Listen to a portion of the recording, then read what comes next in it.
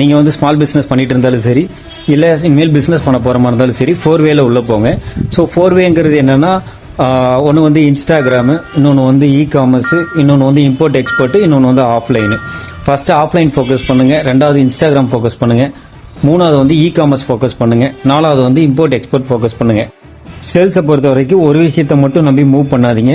அந்த இன்ஸ்டாகிராமும் ஆன்லைனுங்கிறது வந்து நமக்கு வந்து ஒரு டெம்பரவரி தான், அதாவது ஃபர்ஸ்ட் ஸ்டெப் மட்டும்தான். நம்ம பிராண்ட் நல்லா இருக்கு, நம்ம குவாலிட்டி சூப்பராக இருக்கு அப்படின்னா பப்ளிக்கே நிறைய பேரை வந்து நம்ம ரீச் பண்ணணும். அப்படின்னா இம்போர்ட் எக்ஸ்போர்ட் தான் கரெக்டான ரூட்டு. செகண்ட் ரூட் என்னன்னா காமர்ஸ். முடிஞ்ச அளவுக்கு நீங்க காமர்ஸ்க்கும் இம்போர்ட் எக்ஸ்போர்ட்டுக்கும் ட்ரை பண்ணுங்க. ஜிஎஸ்டி மட்டும் வாங்கிட்டீங்கன்னா கண்டிப்பா உங்களால எவ்வளவு ஃபாஸ்டா நீங்க அச்சீவ் பண்ண முடியுமோ அவ்வளவு ஃபாஸ்டா அச்சீவ் பண்ணலாம். ஓகேங்களா? ஸோ அதனால ஜிஎஸ்டி அப்ளை பண்ணுங்க. ப்ராப்பரா லீகல் டாக்குமெண்ட் எல்லாமே வச்சிருந்தீங்கன்னா உங்களோட ப்ராடக்ட் வந்து கண்டிப்பா மக்களை எவ்வளவு சீக்கிரம் ரீச் பண்ண முடியுமோ அவ்வளவு சீக்கிரம் ரீச் பண்ண முடியும். இன்னைக்கு நம்ம என்ன பண்ண போறோம்னா, நம்மளுக்கு ஜிஎஸ்டி வந்துருச்சு. ஸோ காமர்ஸ்க்கு நம்ம அப்ளை பண்ண போறோம். ஒரு 4 சைட்டுக்கு அப்ளை பண்ண போறோம்.